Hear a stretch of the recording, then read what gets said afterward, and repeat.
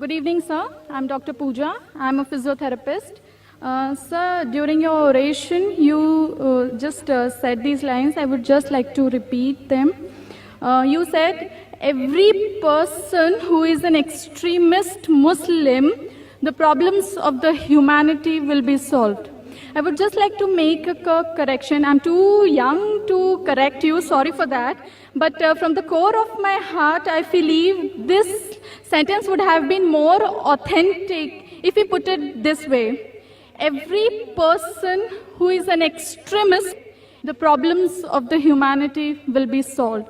Maysoever he is a Muslim, a Hindu, a Christian, whosoever. Dr. Pooja has asked a very good question. And sister, if I'm wrong, I'm ready to accept the mistake. The question and answer is meant for that. If I say by mistake 2 plus 2 is equal to 5, you have a right to correct me, it's not 5, it's 4. I'm a human being.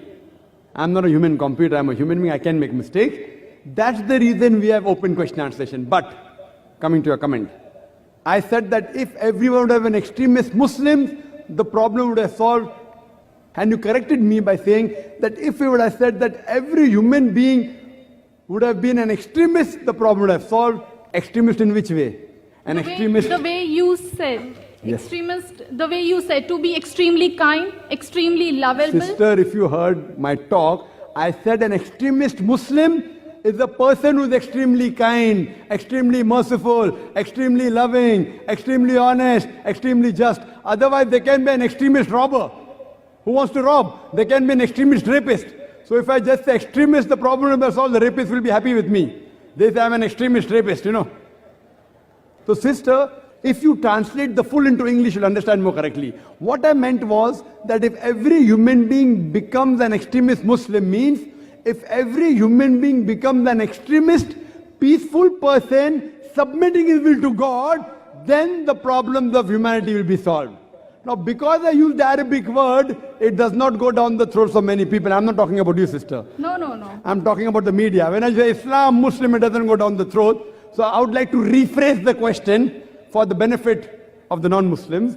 If every human being becomes an extremely peaceful person, submitting his will to Almighty God, the problems of humanity will be solved. Maysoever he is Muslim, Hindu or Christian. Now, if you add maysoever is Hindu, Muslim, Christian, rapist, robber, then the formula doesn't work, sister. Because if you say maysoever he be a Muslim, if he submits his will to Almighty God, he has to be a Muslim. And if a Hindu submits to God, he is not very acceptable good. by God. No. Not like that. Yes, sister, wait, let me. You ask a second question, I give a second answer. No, sir. You are perfectly right. What is the definition of the word Hindu, sister? Hindu is a geographical definition, meaning those people living in the land of India. In that definition, I'm a Hindu, sister. I'm a Hindu Muslim by geographical definition. But this word Hindu was first used by the Arabs when they came to India. When I go to Saudi Arabia, they say Hindu. You know? So this Hindu actually is a geographical definition. But today, it is used as a misnomer to describe as a religion. According to Swami Vivekananda, he says that the followers should actually be called as Vedantist because they follow the Vedas.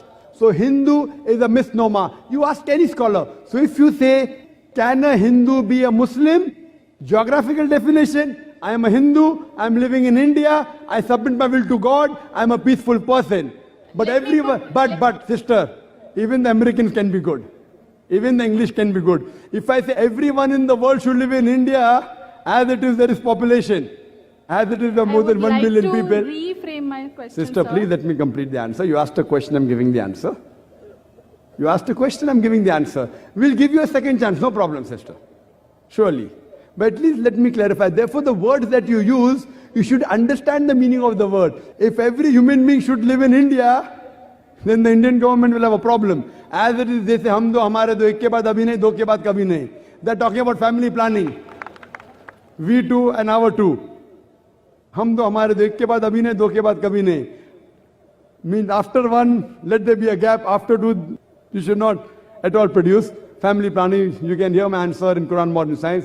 So sister, therefore the words that you speak, if it's not in English, people sometimes have confusion. So if you're a Hindu, submitting your will to God, submitting and following the Vedas, if you see my talk, sister, on similarities between Islam and Hinduism, the Vedas say that you should believe in one God.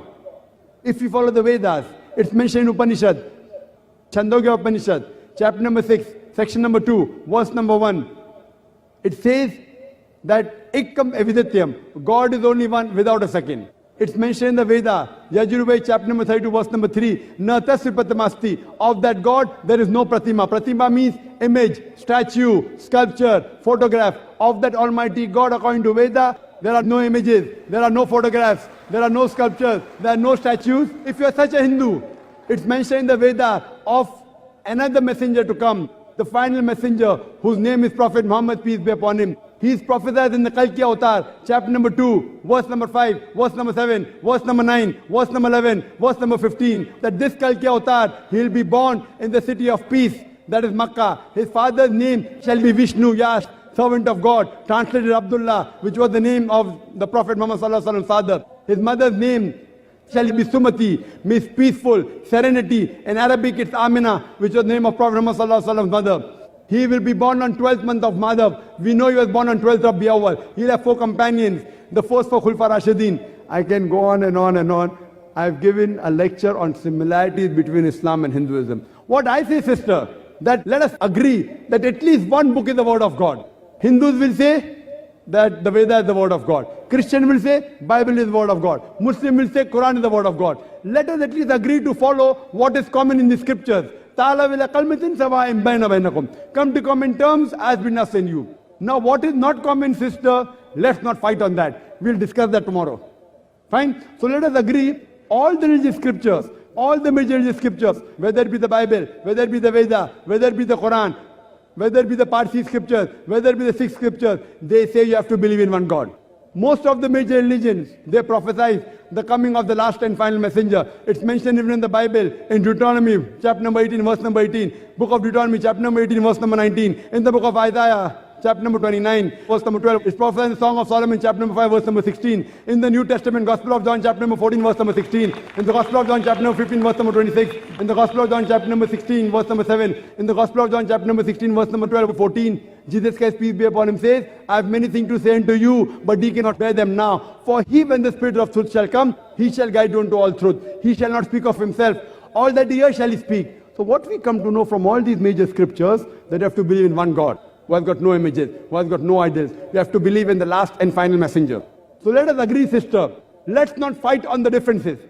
Let's agree to follow what is common in the Hindu scriptures, in the Parsi scriptures, in the Christian scriptures. They are talking Hindu, Muslim. I'm talking about Parsiism. I'm talking about Islam.